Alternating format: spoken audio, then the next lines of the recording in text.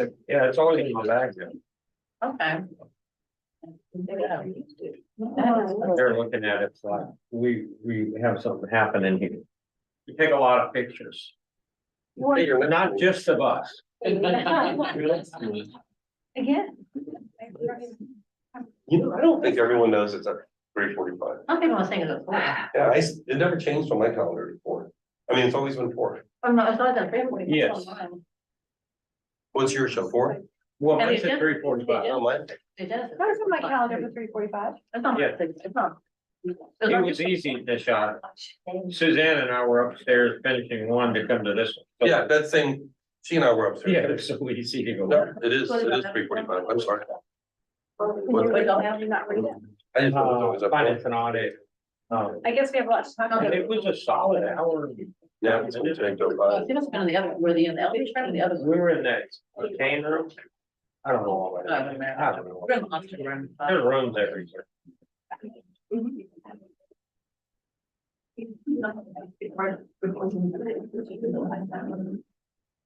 I have work to do. I'm so far behind. And basically, I can't go out of town and say my life. you know, gone for a week. I know. So since we're starting late, everybody's voted, right? Right down the hall. Yeah. Oh, There's not a lot. you can't ask. I'm asking them if they got to go vote. I didn't ask what you voted for. Well, I'm shocked at that too. Cause it's probably open till what, 6? 5, Supposed to have 7? 7. I got plenty of time. I do go vote. Not sure I voted the way you told me to, but I think I did.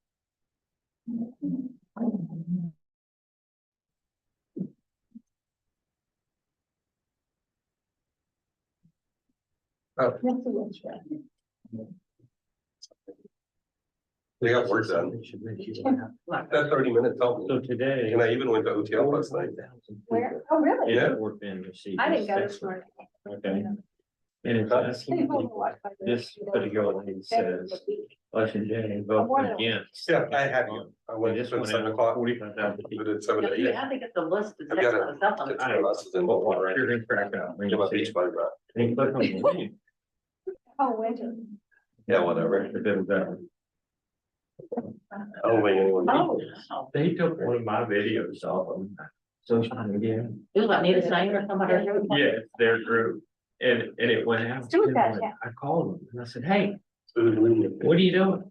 And they said, well, we like your video. And when you put it on there, I said, yeah. do you mean? I guess I just have to call it. Son of a gun, sending me a text message. I said, I didn't send that text message. Oh, we said that. Yes, we're gonna convene SLDC first, There we and then go. we're gonna do joint export. Okay, That's why. all right. Okay, so today I'm gonna bring a headquarter retention and maintenance agreement to you for Southwest Waters. I first want to introduce Rob McLean, who's the CEO, Allison, who's CFO, Rita Carroll, who's over special projects, and Chad Baker, who's the executive president and regional director at JLL. Thank you so much for being with us today. So to get started, let me get my, Meredith, we don't need to call this to order. or anything? Yes, please. oh, well, I'm sorry. Yeah, we I'm sorry. jump that. Let me go back. Calling the SLDC Tuesday, November 7th meeting together of the SLDC starting at 3:45. Is there anyone here for public comment? Having here none. Item number 3, you're on. Sorry about that. I'm so sorry. Okay, so to begin, I do want to reiterate that the mission for this corporation is to create a sustainable business environment that promotes a quality economy, helps enhance the standard of living for our residents and businesses through the expanded and diversified space. So a little bit about Southwest Waters. They were founded in 1891 as the East Whittier Land and Water Company. They are currently headquartered in Sugar Land at Reed Road location in our Sugar Land Business Park. Their utility subsidiaries own and operate regulated water and wastewater systems, serving over 500,000 residential and business customers in 7 states, inclusive of California, Florida, Louisiana, and Texas. For this project, they are proposing the retention of their national headquarters in Sugar Land at 2150 Town Square Place, with a retention and creation of 125 jobs at $78,000 average annual salary. The office lease would be within 41,114 square feet for 15 years. Is this the location on Reed Road or, This is at Town Square. This is here, so they're moving from? from Reed Road to Town Square. So in regards to the performance agreement, the term would be for 10 years. They would need to sign a new 15-year office lease for the square footage I just mentioned in Town Square. The 125 annual employees at 78,000 average annual salary at the end of the term of the agreement. A certificate of occupancy by January 1st of 2024 and retention of their national headquarters in Sugar Land. The incentive, sorry, excuse me. We'll go back. The incentive would be $1 million paid over 2 fiscal years, and there are clawbacks in place for recapture if requirements are not met. So the project and incentive has been reviewed by the EDC, and staff does recommend approval. The incentive does optimize the retention of a primary employer in the Sugar Land area and the city, as opposed to relocating outside of the city. It also frees up current industrial space for an industrial user and moves them to an office location within our town square, alleviating both the industrial market and the office market. So if approved, Southwest Water Company would have to have, like I mentioned, a certificate of occupancy by January 1st, 2024 to receive the initial incentive payment by January 31st, 2024. Short and sweet. Are there any questions? And what was the second incentive fee paid? February 28th, 2025, And which building is it? the former Minute Maid. Will you lose that?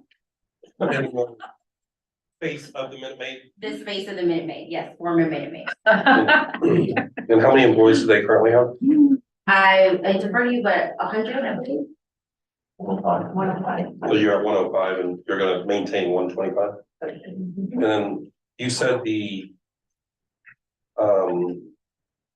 Reed Road is they're vacating Reed Road totally. I know that building really well. I'm right across the street from you. Just seeing that. Okay. So just, yeah. And are Great you, sublease for you. I'm sorry, Great sublease for you. we don't need it. We don't need it. So in other words, you all are leasing and leaving it early. And is that January first timeline for you to get a CO dual? Certificate of occupancy? That was my question. Yeah, we're primarily moving in and taking the improvements that COVID created back pre-COVID. And there may be some minor modifications that are made later, once, because you move in and you realize that we need to make some tweaks here and there, but primarily it's IT setup and that's all that's really happening. So, that was my question. Is it gonna be ready for CEO right away? And, first of all, it's a beautiful space. Congratulations. And it's beautiful. How many other offices do you have across, and this is not, if this is your headquarters, where do you have other spaces? Well, we're in 7 states. We have offices in all those All those states. other states? In some locations, probably 10, 15 offices. But a lot of them are water plants, wastewater plants. That was my things like question. that, yeah. So this is basically admin area where you. Yeah, it's our, kind of our back office. And can you tell us what the thresholds are for meeting those incentives? Absolutely. So we want to make sure that they meet at least 90% of the incentive requirements that are listed out here. So obviously the 15-year office lease is just the lease, the copy of the lease. The 125 annual employees is broken down first year, 105 employees, second year, 110, with a third year at 125. And then obviously the certificate of occupancy is a copy of it by January 1st, 2024. And then on marketing materials, websites, maps, things like that, the recognition of a national headquarters. Sounds good. I make a motion to approve. Second. Got a motion by Watley and a second by Kermally. Any discussion? Do you have a question? No. Oh, sorry. Vote with a hand vote. Passes 4-0.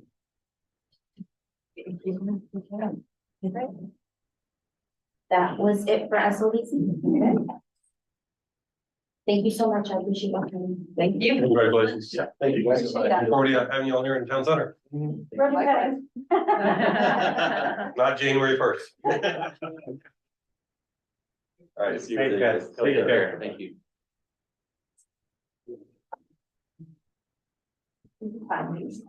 I am.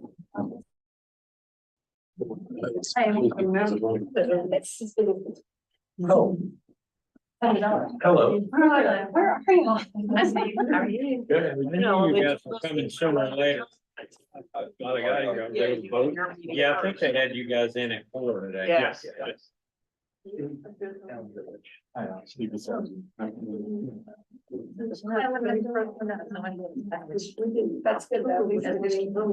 though. Alan, how are you today, Well, sir? sir, how are you?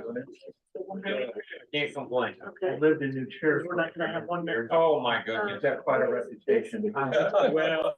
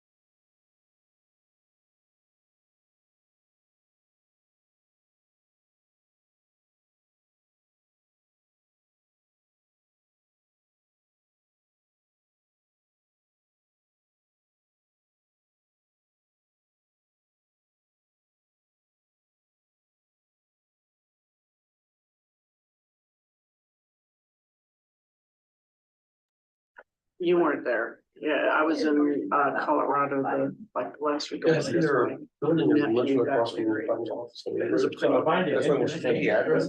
that I have my Well, own. for example, it So did. during So COVID, Chimera building was that was, after Asian. COVID, hardly anyone. Mine's stick. And now all of a sudden, Lion. you park it on the I street. figured so. So they come back full blown. So there's two Wow. people. They're paying us pretty penny to But be it here. was, it was. And It's it was 30. in Vail. And at the end of August, it was Here? screened. Oh, they've got. For the minute, then it'll be- Yeah. Oh, person, It's a big one. 35 times. That's bad.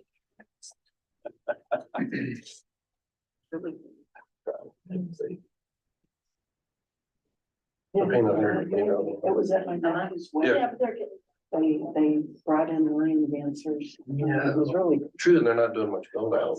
We did that when we opened. Yeah. So they're getting a year. But we're still waiting. We ready? Are we waiting for the others? Stuart's out of town. We're got down, we're still. We don't know about downtown. It's not for you. So, It's not for. We did that one. We're good. Open our plans. We did the, you know, grand open, you know, after we. That's good. Yeah. Do that. It was funny because my husband had made these people, you know. This wooden table. Never did it. And so the bride You're- wanted. And so one of the people said, but isn't there a special number? Yeah, no. Yeah. So, It's gone down to 8. Should technically 1,000. 41,000, that's fine, yeah, that's fine. Right.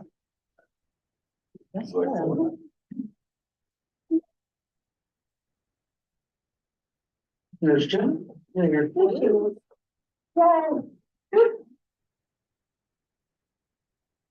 She went to the camera. Did she? So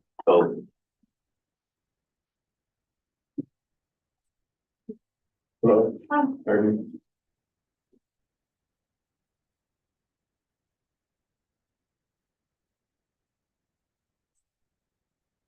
we're all waiting for you. We're waiting for 4 o'clock. early. We're just waiting for 4 o'clock.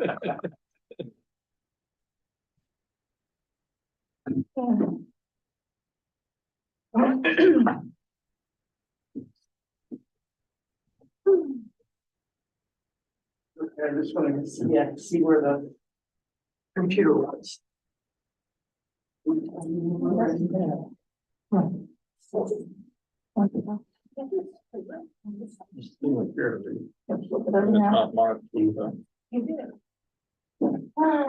it's kids that do that, it's brighter, I guess.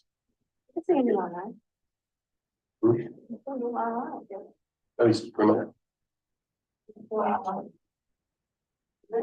All right. I would like to call the joint meeting, I guess, of the Sugarland Development Corporation and the Sugarland 4B Corporation, or the Sugarland 4B Corporation on November 7th, 2023 at 4 o'clock. We've already called. Yeah, that's what, okay. So the next slide.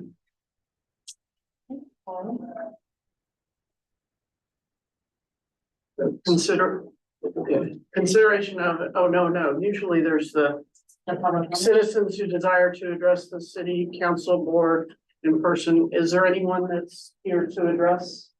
No, okay, so that one can go.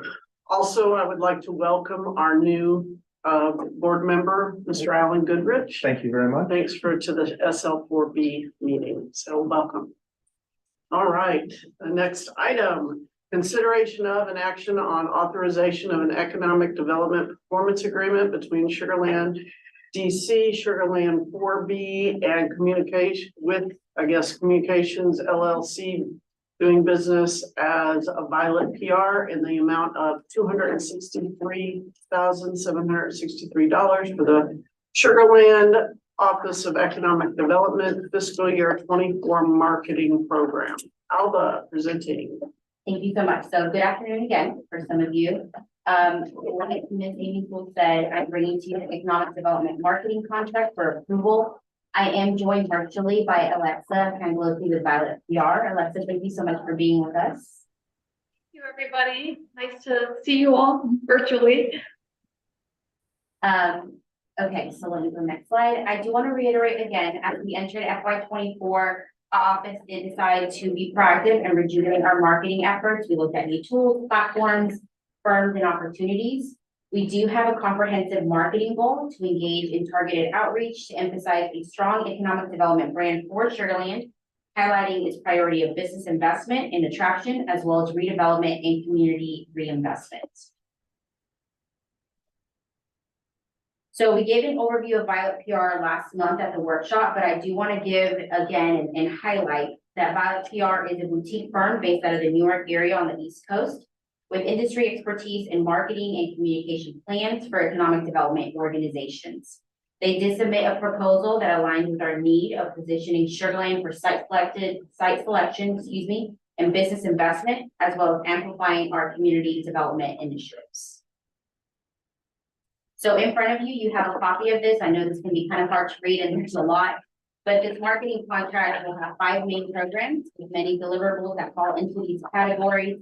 But at the high level overview, you will have a site selector outreach program, digital content program, a digital marketing services program complemented by the creative services program, and finally a public relations program.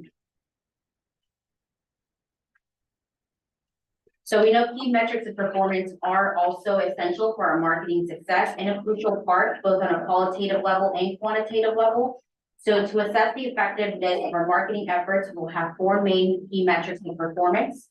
The first one being, and by the way, this is also in front of you. The first one being quality of work, which defines the standard of excellence and effectiveness of the various materials and campaigns we'll be doing. Timeliness and responding appropriately to real-time, one-off, and fixed opportunities. Cost effectiveness, in which the efficiency of marketing campaigns or strategy achieves its objectives. communication and responsiveness of conveying ideas and information clearly and transparently with timely responses. We will have scheduled meetings every 3 months with Violet PR specifically to discuss these metrics of performance. And I do want to mention that we strive to align with all the cities' all-in initiatives and have worked with What Works cities to structure this contract. Oh, do you have like KPIs around those? We do, yes. Okay.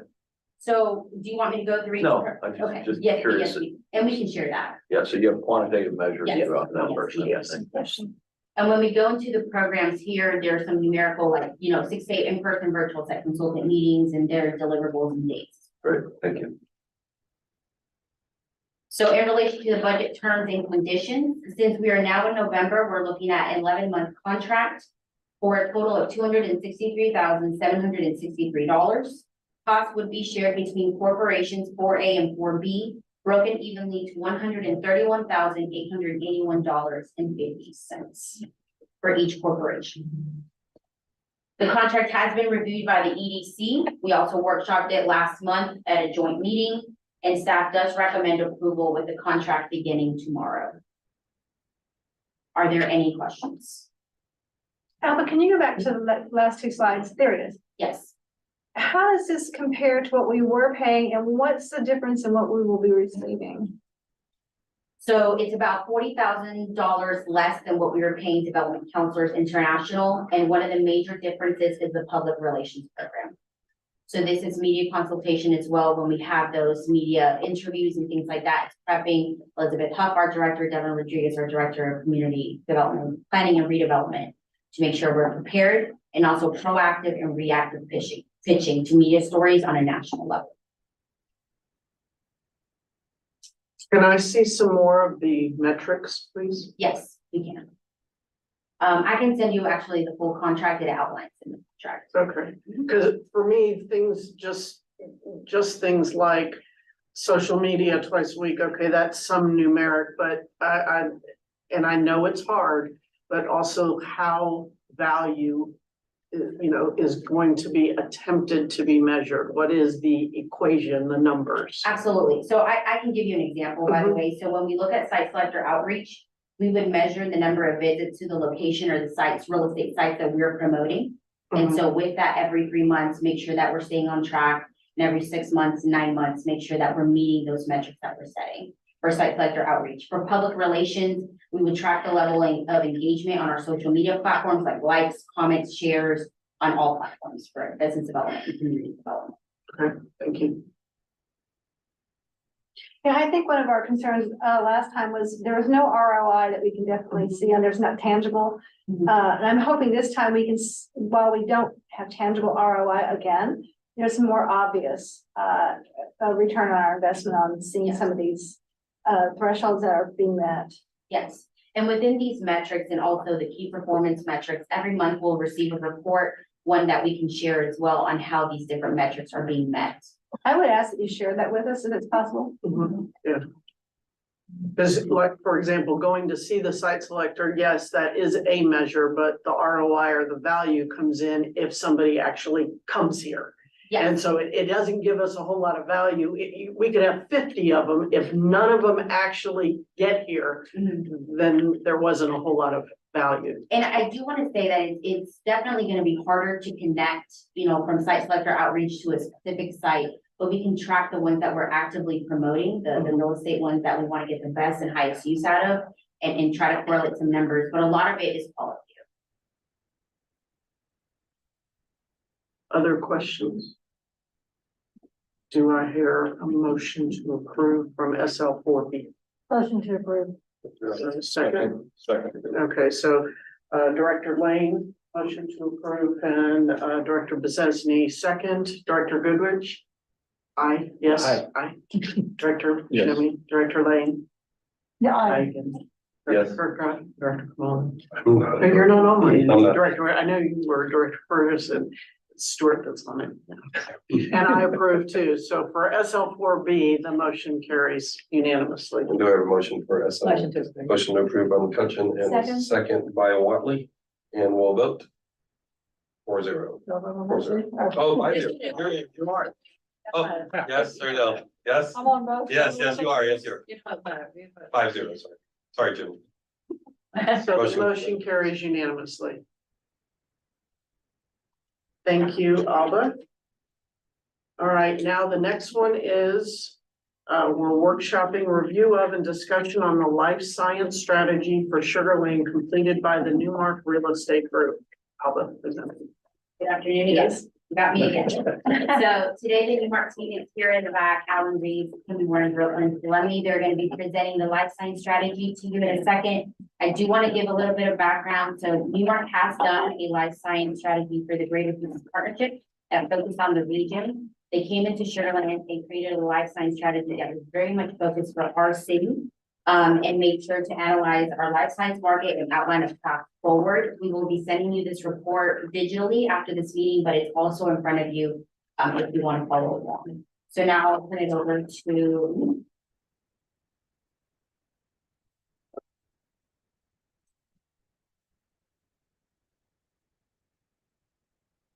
Hi, we're very excited to be here with you today. We've had a chance to spend a lot of time in Sugar Land at this point. We've been working with Al and the team for the past, I think, 6 months on this. So it's exciting to be able to share some of those thoughts and pathways forward with you.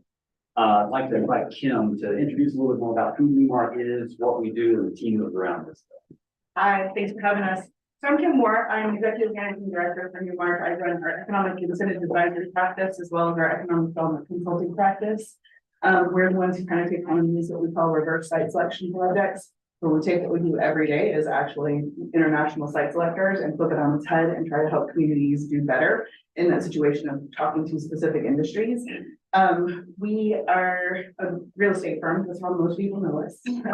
However, we are not brokers. We are site selectors. This is what we do in our everyday job. So we work with companies all over the world and help them figure out where they should expand or relocate.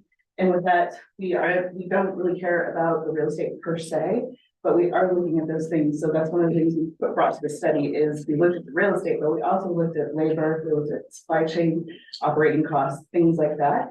Especially a big attention to incentives and how you can be creative in that space to actually make a footprint here. So we're really excited to show you what we found. And we think that it will be something that you guys can move on pretty quickly to start getting those short-term wins. But we've also been looking at really long term as well. Thank you, Kim. Obviously, it wasn't just the 3 of us working on it. We had our big team around us. You see some of the core members there. There are others who support this as well. So just want to give them a shout out. As Alba mentioned, we are not completely new to the Houston region. We have worked with Greater Houston Partnership on regional strategy. Obviously, that study did focus in parts on Sugar Land and some of the assets that you had. This study was a deep dive into Sugar Land and opportunities for life science strategy moving forward. We have a little bit more professional experience with Sugar Land, though, if you date back to 2019 when we brought a biotech company called Grail Biosciences to Sugar Land. Sugar Land was the priority real estate and community option in the Houston area as this project was pursuing a national site selection strategy. The project ultimately went to Raleigh, Durham, North Carolina. We were finalists for that. But really, it started a great conversation and relationship with the Sugar Land team about how we continue to work with you and understand where some of those assets are and what your path forward could be within the life science space. So a lot of what we hear today is certainly reflective of what we've done in the past 6 months, but it's also reflective of where we've worked with you on a more technical and professional basis as well. I only show you this to show what I'm not going to show you today. Because after 6 months, we do have a 200-page report. We're not going through all of that today. We're not even hitting all the different technical details, all the recommendations. We're going to focus on the most salient topics, really around primary observations from the study. We're going to talk about some of your real estate priorities going forward, what the Sugar Land Economic Development team should be focusing on, what subsegments within the life sciences industry you should be playing in. We'll talk a little bit more about what that means and define that a little bit better. And of course, talk about the incentives policy and some recommendations around that to make yourself more competitive and continue to be at the top of the game in that. Speaking of, we missed an introduction. So I was gonna put it in there. My name is Brooklyn Slaney. I'm a senior managing director within the Economic Incentives Advisory practice. I get the opportunity to touch a little bit of everything from the location advisory to the economic development consulting, but my bread and butter is really on the incentive side of things. I've been on the consulting side of the table, not just of the commercial real estate firm, but also on the public accounting side, which I think gives me a unique look into how things work, not just from a negotiation standpoint, but also how companies realize the benefits. I just get so excited to talk about that. You have this in front of you, so I'm not gonna read all of this, it just gives you a little bit of background on the engagement, what we did. From a process perspective, it was, both heavily data driven, but also qualitative based, on the ground validation of what we were seeing from the data to make sure that that's confirmed with the ground truth. So this is multifaceted type of approach to make sure we understood everything. You heard me talk about sub-segment recommendations. I did want to pause and just quickly define life sciences industry. One, because it's a very difficult industry to define. You'd say life sciences, and that can encompass a range of different actual subject expertise areas. There's 50 plus different subsegments within the life sciences industry, and that's getting added to every day. Healthcare, hospitals, delivery services are certainly part of the life science ecosystem. They're not biotech, they're not life science in and of itself. And so as we talk about where Sugarland's opportunities could be, well, yes, there's a large medical presence here, and there's a growing medical presence here. We're really focusing on some of one of those traded clusters. If you think about value opportunity beyond the regional confines of Sugarland and more immediate area. Medical device is not therapeutics. Therapeutics are not biosimilars. They all have different focuses and different things that drive their success. And so while we talk about recommended subsegments, it's not to exclude any of these from Sugarland that you would never be successful. But as we look at the baseline attributes of Sugarland, we look at where your assets are and where you can really start to leverage and best make use of your time, energy, resources, we're saying that these will be your best opportunities to move forward. And so we'll talk about what some of the recommended subsegments are here in just a little bit. Again, we had a multi-phase approach to this. Desktop was very, very heavy. Looking to understand how site selectors view Sugarland, view the larger Houston region. Like it or not, being part of the larger Houston region, we can get lumped in with at some point. Sugarland's goal, of course, is to stand out above the rest, as Houston has to win the Texas conversation. So does Sugarland have to win the Houston conversation? So that's a big part of the topic as well. Being on the ground to actually see the sites, understand the assets, speak to stakeholders, understand what they're seeing was a big part of the process as well. And so we weave all of that into this report and the ultimate recommendations as well. So with that, jump right on into it. Back in 19, we saw a very attractive location for life science development. We were looking at Rail Bio and possibility of locating in Sugarland. That has not changed. We still see a lot of the base attributes for successful life science development in Sugarland. Workforce is here. The ecosystem is growing. It's an attractive market for that. A lot of the key assets are in place, but it's just a question of how you start to leverage that and best position it to move forward. As part of the study, we did a competitive positioning analysis. Kim talked about our regular jobs, our day jobs, being site selectors. And so we took a couple of our past projects within the life science space and ran proxy or simulated projects of Sugarland versus Durham against Atlanta versus Dallas to see how you perform on a statistical and cost basis. In both project scenarios, you perform at or the very top of these markets. And so when we look across your competitive peers, your typical, most likely competitive peers, even the RTPs will perform very well on a statistical basis. We think about talent access, we think about cost environment. Those are all core things that are important as you think about how you move that forward. So that's really good. Within Houston, we talk about winning that Houston conversation as well. We certainly see Sugarland as one of the best opportunities for scalable life science development activity in the area. But one of your biggest impediments right now is going to be your access to ready real estate opportunities for life science. We know that there are parcels, we know that there are office buildings, but when we talk about life science specific development, you're very, very limited in what you can offer a company. As part of our data collection process, we had a chance to review some of the projects that the city has had a chance to either pose on or review in the past 5 years. And over those opportunities, you had really almost no suitable real estate options that you could offer up. It was either a Hail Mary, where it didn't match any of the needs, or you had to say, no, we can't submit on this because we don't have an opportunity for this. So that's going to be a potential limiting factor for you as you think about moving this forward. Other factors can be in place, but they have to have a place to go. Just comment on that. I was just in Raleigh, Durham. It's amazing the life science explosion there. We don't have land to even begin to even think that way here in Sugar Land. I mean, it's amazing what's going on there. And we don't have that development capability for that one. Is there, So one thing I would just have to mention with that is that you have to think of RTP as a big region. It's like the an MSA. So there are small cities throughout Raleigh, Durham in that area. One of them is Morrisville, which is a great city. They are in the same situation as you where they are landlocked and they are down to like their last few parcels. And what they have done is become very focused on which parcels they are going to develop, how they're going to develop. Maybe it's a little bit different. They're going more vertical than horizontal. And how do they accomplish that so they can get more into the space and take advantage of that? And that's what you're going to hear probably from us is how that probably needs to be some of the thought process of how you develop available land going forward. Maybe you're gonna get to this, but is there like a typical footprint acreage that, okay, You had a great slide in there. okay. My last point for shift to growth, and then we move on from here, just talk about growth and opportunities we come from. While certainly there's opportunity for those external companies coming in, looking at new investment. We see the ecosystem within the Houston core and the existing life science ecosystem as really being a primary opportunity for Sugar Land to see growth.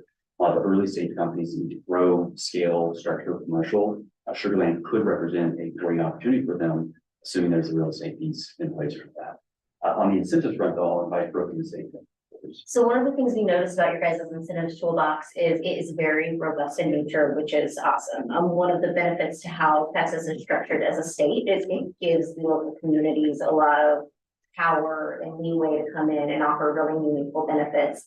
Not only that may be more lucrative than some of the state benefits for different size projects, but also in a faster way than sometimes what we see it take at the state level. So it's really exciting. I will say though, with that, one of the things that we noticed is some of those great benefits are very restricted by different minimum eligibility requirements. Some of which do not complement what we will run through is a, life science project that you guys might start to target. So we'll go through some of the recommendations for how you could tweak those in a couple of slides. We also noticed that there is quite a bit of performance-based nature within those programs. And while that can be a very positive thing, it helps minimize risk on your guys' side. When you take the approach of tracking everything, we always say just because you can doesn't mean you should. It can create a lot of uncertainty for the corporate end user. We find that the life science clients, not only are they crunching numbers around operational costs, but they want to understand how the incentives may materialize for them, how they will be able to realize those benefits. When there's so many points of potential reduction to come through, you have to factor in risk with some of those elements as well and what that could mean long-term. That also lends itself to the last bullet on our slide, which is the administrative burden that can cause for the city in terms of tracking and having to keep everything straight for audit purposes. So when we get to the incentives recommendations, we'll talk about those in a little more detail. So to that, and we'll go into some of those details and talk about some of the recommendations. First and foremost, how do we even get to some of these takeaways? What this is, again, probably can't see this on the screen right here, if you have it in front of you, is an asset map of the typical site selection factors that a corporate life science user is going to be looking for. Horizontal axis is going to measure the importance to the industry. Vertical axis is going to be measuring your competitiveness within that. The best area to be where you like to see everything is going to be on the upper right in that dark green quadrant, and that's to show where you have those true competitive. In the bottom right, that's where you really need them. I'm not going to go through all of these, but as you can see, you have some of those core factors in place. You can talk about talent, such a critical component to the life science sector, and you have a massive potential workforce here. Now, right now, it's a little bit more theoretical versus the applied nature that you would want to see, and that is really just by nature of there not being a massive number of life science companies here, but it's growing, it's getting there. That's why I had to transition that workforce to that. Again, we talk about the challenges where you can grow Some of that is a chicken and egg. We talk about the firms, we talk about the ecosystem. That's something that grows as we continue to push this issue forward. We continue to focus on life science. Maybe a lower hanging fruit is the idea of real estate. How do you start to identify new opportunities, new options for that? When we talk about your top 10 assets, and I'm not going to go through all of these, but we're focusing on just a couple. Again, we talk about some of the just black views. So we talk about cost of living, quality of place, all very, very attractive factors for Sugar Land. Talent, and access to both, or all kinds of talent from a blue collar perspective and from a white collar perspective are going to be very, very strong factors for Sugar Land moving forward. As think about potential limiting factors in that, and we're just going to focus on the public here. One will continue to be perception of risk. Certainly within industry, corporate decision makers want to minimize risk. Life science is no different, and it potentially maximizes that. The reality is that Houston area as a whole is seen as a potentially risky area from a natural disaster perspective. And then recent stories around power grid have not been kind to you either. Now, that's not to say that that's the right story in Sugar Land, but it is a story that's out there. And so understanding how you combat that and speak your story about that in the right way is going to be really important. High property taxes, I'm sure some of you have questions about that, because we certainly recognize that for Sugar Land, you have relatively low property taxes, especially among cities of your size. But when you look at the combined property tax rate, city of Sugar Land, county, school district, other factors that go into that, that becomes pretty uncompetitive relative to your likely peers. If you're looking at Raleigh, you're more than double what their property tax rate is for that. Now, it's not entirely on Sugar Land, of course, but you have to understand your position within that so you can better position your story within that. May I interrupt you and ask you a question? I have a question. So we're all, Sugar Land's all in at 2.1. What is Raleigh? 0.88. Yeah, 'cause Point they what? don't, yeah, 0.88. yeah, they don't. have to stay. 0.88, county, city, everything. Where are they getting their money? There's no way you operate a city at 0.88. Well, so you certainly have to find money somewhere, there's no question. That's what I'm saying. I'd like to know where it's at.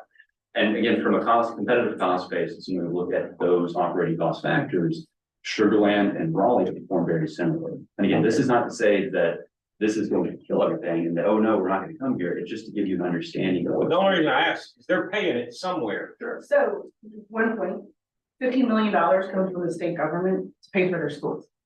So their state funds their school district, which is something that they want to do because they committed to doing life science as their primary industry. And that is an agreement that they work out, and the state just writes them a $15 million check every year.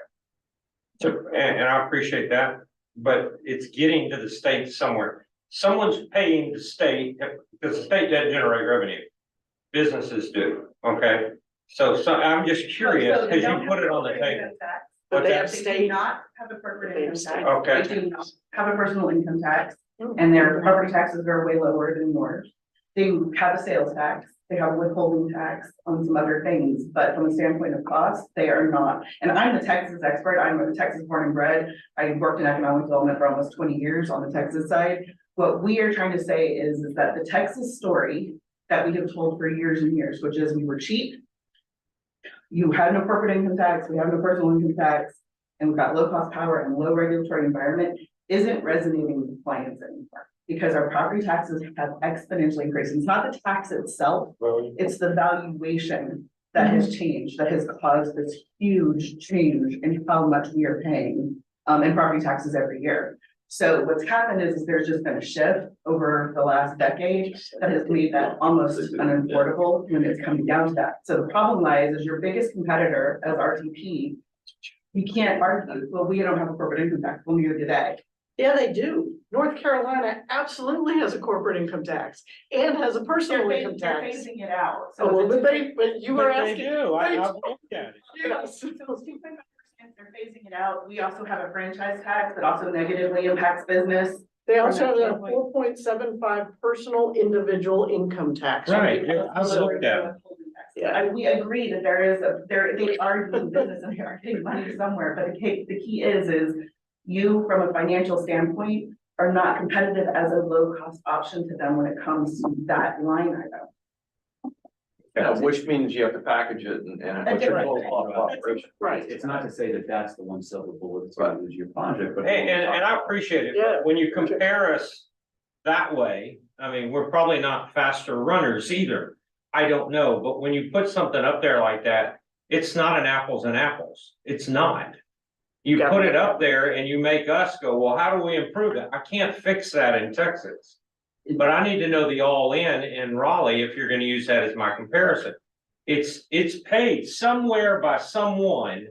It's just not under that line item. And we did do a cost model Yeah, there's for each area that we looked at. there's a full cost model in there that we part the board for, again, didn't have time today to go through that.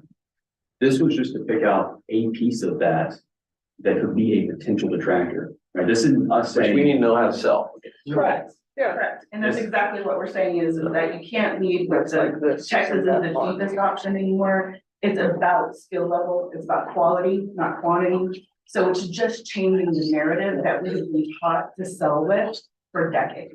And I also think, correct me if I'm wrong, but because of the changes in the property taxes, that's what sticks out to our clients when we're going through the cost model versus their perception Right. prior to actually. We also had an incentive for a very long time to help offset a lot of the school's property taxes that has just been radically redone. And will reduce the amount that they can actually offset some of that property tax. So we're gonna see a bit of a hit there too. So again, it's just how do we change the narrative to focus on quality, not necessarily cost. And what we're dealing with is an industry in life sciences that is not necessarily completely 100% cost driven. They are looking for quality talent. They are looking for quality space. And that's what we're here to tell you is if you focus on those things, that is how you start to battle that high property tax. Well, I don't situation. want to just change narrative. I want to change the challenges. I mean, which of those can we change? I'm not moving closer to IH. I mean, so which one of those do you, I mean, I guess you're gonna go through this. Which one of these do we need to attack and work on as a council? So again, I think it's about marketing messaging. So you may not be moving closer to that IAH, however, you have a wonderful regional airport. It's Absolutely. probably got one of the most beautiful terminals do. I've seen. That needs to be part of your message. So you can fly directly into our regional airport. You don't necessarily have to go to IAH. So again, it's not, and you're still close enough to IAH that it's not going to cause you to be unseated. And IAH has amazing number of flights internationally and other, that it is an asset for you. It's just that if I fly in at, at 8 a.m., I'm gonna have a little bit of a drive to get here. And when we think about somebody's coming in, things like management time lost as an item that they think about when they're trying to pick their final location. So again, it's, if they have a corporate jet, if they can fly privately into your regional airport, you have to focus on what a great asset that is. Again, this was not to identify a single silver bullet that's going to kill a project for Sugar Land or preclude somebody from looking at Sugar Land. It's just going to look at some of the common detractions that you would see, so you can better understand what the response. How we have to answer. To be prepared with that counter. And so to Tim's point, we're talking about up here on the screen, we don't see Sugar Land as the low cost option, right? But it's a lower cost option. Relative to a Boston, relative to a San Francisco, there's no question about cost efficiency there. We're talking 30% plus. But when we talk about comparison to your more likely peers, Raleigh, Durham's of the world, the Atlanta's of the world, you're going to see a more comparable cost comparison there. And so that's where you see you start focusing on those qualitative aspects, talent, the workforce, the access. Those are those key attributes that we're talking about there. But all that starts with what recommendations and some of the core Hold on, I had a question about the previous slide. You have one here that says lack of unified development voice. Can you expand upon that? So when we look across the real estate development landscape in Sugar Land, specifically the life science industry, there's not a single voice that's saying, well, we're going to go this way, we're going to do that. The EDC itself is limited in what potential options they have. There's not a preeminent life science developer in Sugar Land currently putting up space. There are a lot of different thoughts around what could be, what should be. When we were in market, we heard several references to a potential incubator, where there were 4 or 5 people who were talking about putting their own incubator. And so we just talked about making sure that we have one voice for what that real estate priority should be and could be, so you're not going 2 different ways and pulling yourself in 2 different directions, but rather focus on those opportunistic assets you have. Okay, thank you. How do you also just do the comparison Atlanta, Raleigh, Durham and Shirley, and we're so much smaller than both of those markets? Great question. So certainly look at city-specific attributes, but obviously workforce does not care about those city lines. So any analysis we're running, we're looking at drive time analysis, we're pulling in workforce from an optimal true apples and apples comparison. Whereas the tax rates, specific cost structure will be keyed in on Sugar Land, will be keyed in on Raleigh, on Atlanta, Sandy Springs, thank you. That's one thing, but when you talk about access to workforce, access to regional assets, you still get the benefit of having proximity to TMC, right? So that starts to go into your favor. So understand what you're saying, absolutely. But when you look at a population lifetime perspective, throwing that out 45 minutes, it becomes a much more comfortable figure. In fact, in the report, when we talk about true labor force, that's really when you start to find. That's looking at the most likely distance employees are going to be willing to travel on a consistent basis. Across the US, typically that's about 25 miles. What we see for Sugar Land, so people commuting into Sugar Land on a daily consistent basis, extends out to 50 miles. So your true labor shed extends well beyond that 30-minute labor shed that most people would traditionally think of. So again, another very positive thing for Sugar Land, while we talk about the workforce access being really the key component of it. Thank you. I have a question. I know you want to move on, but Jennifer asked a great question about the lack of unified development voice. And I think this council and the staff are very aggressive in wanting to, be unified and aggressive towards bringing development. So and I think what you kind of said was, if you build it, we will come. And I know you didn't say that consistently, but if we build it, or if we incentivize something to build something and then try to attract retroactively, rather than having an open area for someone to come, why would we choose life science over another industry? So about from the value add perspective? Yes. So certainly that's a fair question to ask, and it's a topic I think the board should continue to discuss. When we look at this life sciences industry across the landscape of the US, it is an industry that has higher than average wages. It's continued to grow, notwithstanding we've seen the decline it's seen in recent months. It's been with the market correction after COVID inflation period. It continues to perform again above most other national indicators from an industry perspective. And then when you think about. Sorry, I did want to say that I know you're going to touch on this a little bit, but life sciences in Sugar Land has grown organically over the last decade, and we're very competitive in it. And so part of the strategy was to outline a focus zone, if you will, or land, if you will, to make that much more competitive and for us to grow it long term. And I see it conducive to the medical facilities we already have. And that was just a question to understand more about why we are focusing on that than other industry. But didn't we also do a study that looked at a bunch of different industries, and they came out with 4 or 5, and life science was one of them. Right. So that goes a little bit to your question of, yes, we would bring in any, but we did do that study, and it came out with a handful, and this is one of those that's being focused on. And so Donald's point, this is to identify that best pathway, most efficient pathway forward with the assets you have, then also make some recommendations if you so choose to take them as to how you can potentially amplify that and accelerate that as you move forward. Life science development, economic development is a serious thing. It's not an overnight success. If you look at Raleigh Durham, people talk about the success it's seen, but that's a 60, 70-year process at this point. So it does take time. I mean, think about Houston as a whole, as a region. You can argue that really intentional development around life science only began back in the mid-2000s. Realistically, most in earnest, like 2012, 2013. So it's a start. There's still ways to go. Our goal is to identify what that best pathway forward should be. And I think that goes to his earlier question, which was, we don't have a lot to operate with here. So being decisive about what you want to do that, is definitely going to be helpful with you and having you to direct your limited assets, right? You have only a limited number of funds.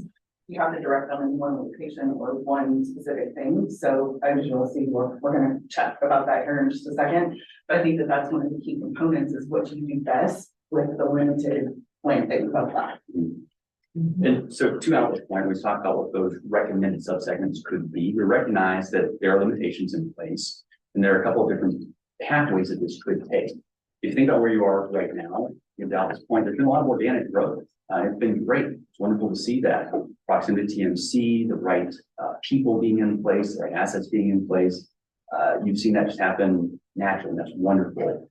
If you want to stay on that pathway, there are some defined steps that you can take in that short-term period, or it could be long-term for you. But if you want to expand and amplify that life science opportunity, there are more transformational type of opportunities that you could take advantage of that we outline in the report. So from a short-term perspective, because we recognize that things do take time, identifying the real estate, developing new real estate does take time.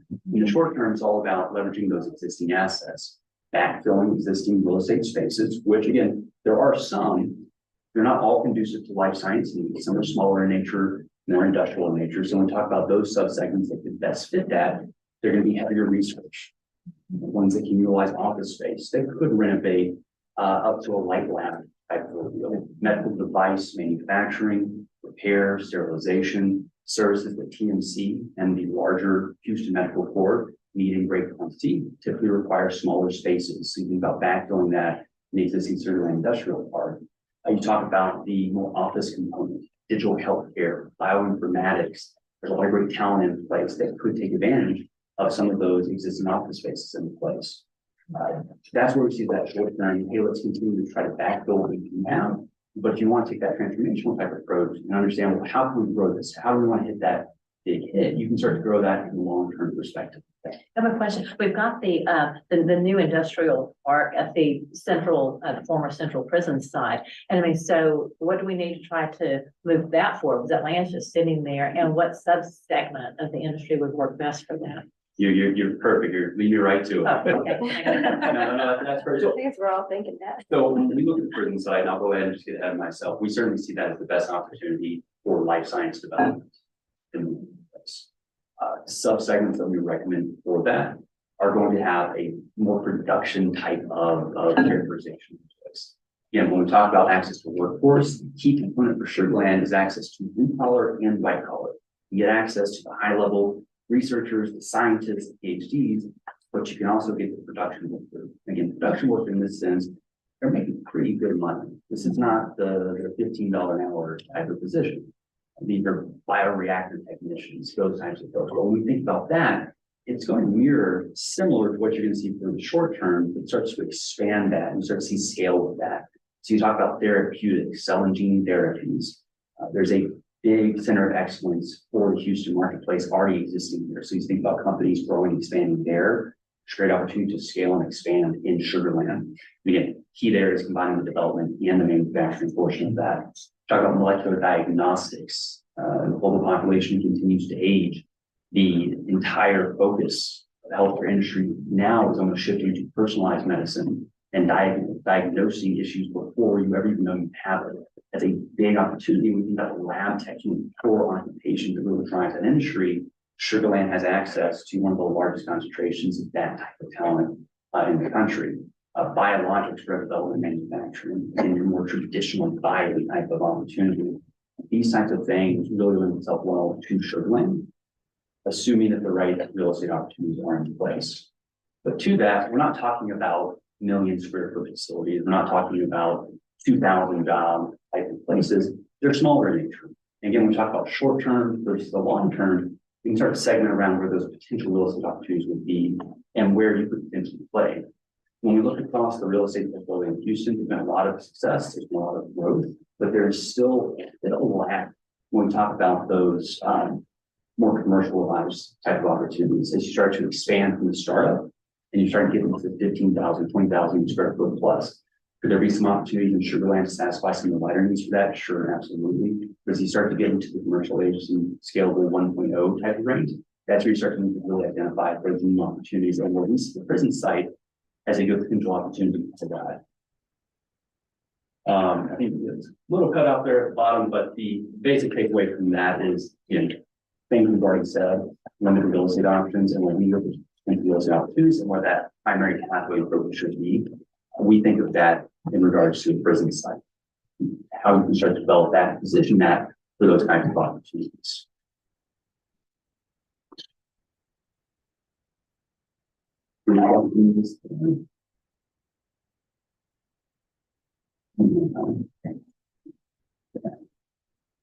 So we're gonna take a shift into more incentives focused, piece of the study and recommendations there. Obviously, having all the qualitative pieces in place is really, really important. And there are things that drive it in some ways than others do. And as Kim mentioned, this is an industry that can be less cost intensive than others, but at the end of the day, it does become very important factor. So understanding how we compare against some of those critical peers is very, very important because if you think about how you can really create that differentiator there at the end of the process. Alternative to cover some of those. Okay, so on the incentives front, one of the things we did is we collected all of the policy from the state and local level to evaluate everything from a full perspective in terms of how it would shake out for different life science projects that we modeled in our mock scenario. Starting from the top of this table, the ranking at the top is a new mark ranking based on our project experience, based on our proprietary databases that we leverage.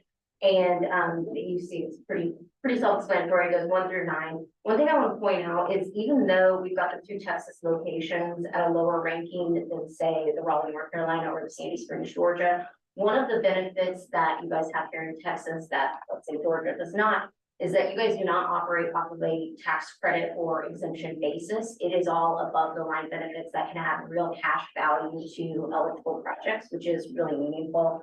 As you work your way down this table, you also see that we've highlighted value, triggers for value creation. One unique thing about Sugarland specifically is you guys check all the boxes. One of the things we don't usually see anywhere is the ability to incentivize for any kind of retention. So that is one unique place where you guys really stuck out. But then would also add in the lower box, you can't see as well on the screen, it's a little better in your printout, is the buckets where if you got an incentive offer letter from one of these locations where you would see the value. So again, taking you back to, you know, yes, North Carolina and Texas are more comparable in the above the line benefits they're able to offer a project, that you will see that Georgia's biggest value add is under that non-refundable tax credit bucket. So you guys really stand out a little bit there. Compared to. And one thing I would add is also it's how quickly you pay them. So again, going back to that story, so the differentiators between the incentive packages may be a little larger, but they're distributed over a much longer period of time. Where in Texas, we try to get you kind of settled within 5 years on cash grants, 10 years on tax abatements. So it's actually coming to the company at a quicker pace. Okay, so one of the things we wanted to do was highlight life science incentive project best practices. And we didn't really want to focus on the projects that kind of check all of the stereotypical boxes, those being higher investment, higher job creation. We really wanted to draw your attention to the projects that tend to fall through the cracks, not just here in Texas, not just here in Sugarland, but across the country. And those are some of the smaller ones.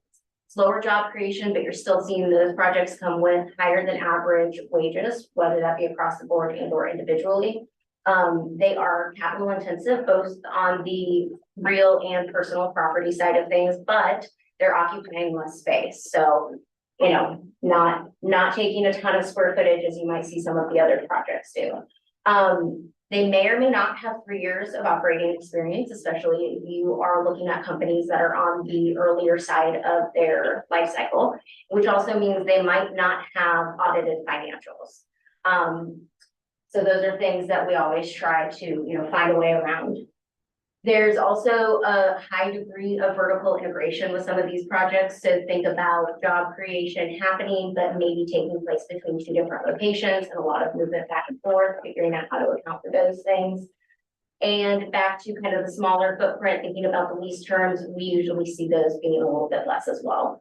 So in this graphic over here on the right-hand side, what we have done is outlined what the desired outcome is from a corporate perspective, but also best practices from the EDO side of things.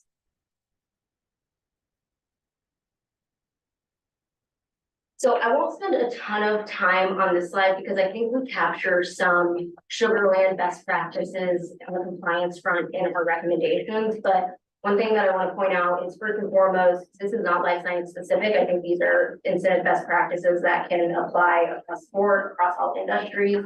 One thing I spoke to a little bit earlier is the concept of just because you can track everything doesn't mean you should. Creates a lot of uncertainty for the corporate end user, but more importantly, it creates a large administrative burden for your city staff.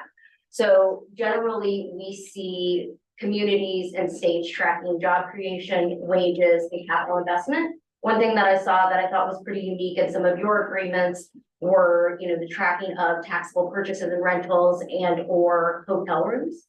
Not that those things should not be considered when you're thinking about the economic impact of a potential project, but when you tie it to the tracking of how those incentives are paid out, when you think about what that means from an audit standpoint, learning that from a hotel perspective, you guys require each receipt for every hotel night. That creates a lot of paperwork on the back end that may or may not add a ton of value and may or may not protect you from risk involved on the city side handing out those tax credits. I have a question. So I don't disagree with what you're saying. I just want to know how we're going to be transparent and accountable to our constituents.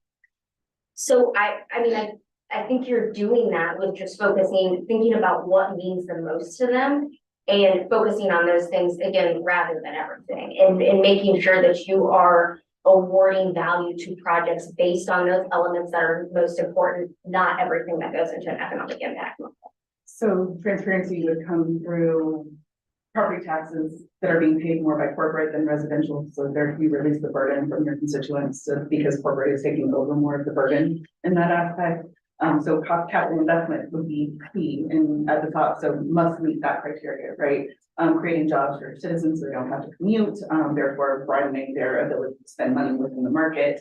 Also bringing in others that can spend money in the market at a good fair wage. Those types of things and tracking those are really what's speaking to your constituents. I don't know that your residents really care how many hotel rooms are taken down, because again, those aren't Sugar Land residents. Those are outsiders coming to visit, which is fantastic. And I'm not saying there's anything against that, but you would count that in what we are recommending, which is a fiscal and economic impact model, which should be presented to you when you are considering an incentive package that says, this is what it's going to impact our fiscal. So that's roads, water, sewer, police, fire, the things that you have to pay for as a community.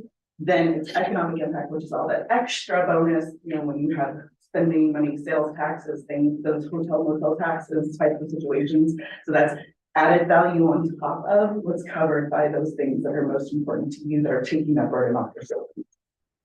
You also see in our recommendations, there's a line item for performance-based disbursements. So I think that helps with transparency and accountability, making sure that you are not paying the benefits before the benefits have been earned. However, the program that you're working under defines that in its structure. I have an ignorant question, being a fairly new board member, and that is, do we do the cost benefit analysis when we give an incentive We do. program? So we have there's our answer to our constituents. Right. Is here it is, right? We do. So, And one of the things that the strategy that we are going to also focus on is the fiscal impact and making sure that is part of or a second part to cost economic analysis, right? And making sure that we share that as well on what that really matters to the resident, because we talk all day sales tax, property tax, and things like that, but what are the costs of the services to the resident, right? And making sure that we incorporate that into our incentive package. So can we have life science specific incentive packages, or do our incentives have to be the same across the board? You can be as creative as you want. That's the great part. That's what I was saying, we have our own just for life science. That is one of the best parts of the taxes, is that the state government actually gives a lot of power to the local level. You can kind of create, manage, rework, just as long as you set within the major policies, which basically says, state says you can get tax statements, and state says you can get cash grants.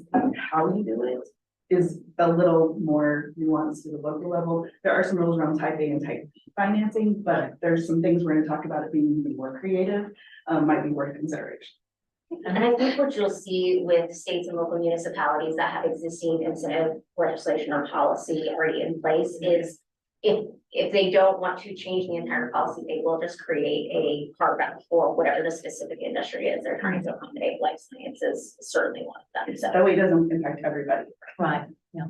It's again, you also want to protect what you have, and you also don't want to make it like across the board. One thing I will just want to point out is, we talked a little bit, I feel like in the back of your head, you're thinking, why are we at 5 and why is North Carolina at 9? Yes. So. I feel like I'm still there. So one thing I will just kind of state in that spot is just ease of getting those incentives. And it's not the local level that's the problem, it is actually the state that is a problem here in Texas. It takes a very long time. They don't really operate at the side of business. It takes a unanimous agreement between the governor, the lieutenant governor, and the House in order to actually get those incentives done. And if you can look at anything from that, they just approved their first incentive for all of 2023. 2 weeks ago. So we went an entire 7 months without granting a state incentive. So that's the part where you get dinged, which puts a lot of responsibility on the local level, hence the fact that we're kind of coming with some creative ways that you might make your war chest a little more robust to cover that. And that's to Carol's point, you know, she said, can we individualize it for this industry? That's a great question, because we can. My question was, how do we still streamline it for staff and everybody else, but keep it transparent? So if we can put all that in one bucket, that would be kind of interesting to learn about. Yeah, and some of our recommendations are going to help you with that, because they are going to make some of the requirements more specific, and we're going to remove some of the ones that actually impact you negatively from the requirement. The first one we saw was that it requires a 25,000 square foot lease requirement. Well, first of all, your floor plates, your average floor plate in Sugar Land is 23,000, not 25. So you couldn't even get a full floor without. So if I do what Brooklyn and I do, which is we look at those criteria, we would have eliminated you because we would have assumed that you would not have qualified. So when we run an impact model, when we run a cost model, not only does it have all the costs and things that are from the taxes and the operations and wages, but it also incorporates the incentive piece of it. So we're in charge of just deciding what that number looks like. And sometimes we do that before we even have a conversation with you. So if we look at your criteria and your criteria doesn't fit and say, I'm building 10,000 square foot of labs clean room space, that's going to cost me $100 million. I would look at that and say, well, 25,000 square foot are required, therefore I wouldn't qualify, even though I'm spending $100 million. And I think that's one thing we've seen a lot of states drop in the last, handful of years is some have operated up the square footage requirement, most of them don't anymore. So you're saying drop it rather than adjust a ratio? If you're getting the investment, what do you care about the space they're occupying? Because we've seen projects where they're occupying 10,000 square feet of space, but they're spending $10 million. That's above your threshold for your standard property When tax. you look at build out in some of these lab spaces on a per square foot basis for the most high level ones, you're talking about $2,500. The average construction cost. Well. And I think one thing, going back to your question, how can you make things more competitive for certain industries, but streamline things on the back end? I think that comes down to modifying the eligibility requirements for certain industries, or however you guys want to approach it. But you have the opportunity to streamline with the compliance stuff and just taking that kind of across the board approach. But listening to you, it may not be industry specific, but more job specific, or builder, or whoever specific, whoever you're building in, because not everybody's going to spend that much money for build out. So when we're looking for incentives, it cannot just be based on square footage or income, but specific, and just not specific people we're trying to, I guess, bring here. Is that correct? You can definitely do that. The one thing I would just do is be careful on how tight you make it, because again, if you have somebody wanting to make a capital investment in your community, would you want to limit it and say, well, you can only hire from the city of Sugar Land city limits in order to qualify for an incentive? Well, they're going to be pulling labor from everywhere, and they're not going to choose you because you are limiting where they can get. No, I'm not saying tighten it up. I'm saying open it up, but keep it specific to each. And I don't know how you would do that. That's a huge question, but look at each person coming in, or each business coming in individually, and making some changes to that business based on what they can do, the square footage they need, the income they're going to produce, and look at it. It sounds like all these businesses, if I'm right, are different. Sure. Have different needs. So definitely. So to do it across the board, is that even a possibility? I think you can absolutely customize. A lot of people do bespoke incentives. The problem with that only leads to us being able to determine what you would actually grant them when we are trying to do our cost modeling. So you want to give some guidance. A lot of times what they'll do is use like a million capital investment, or 100 jobs, and therefore you can combine and subtract and minus how you go in there. But at least we know if I'm bringing 100 jobs, I get $3,000 per job. I can put an estimate to that.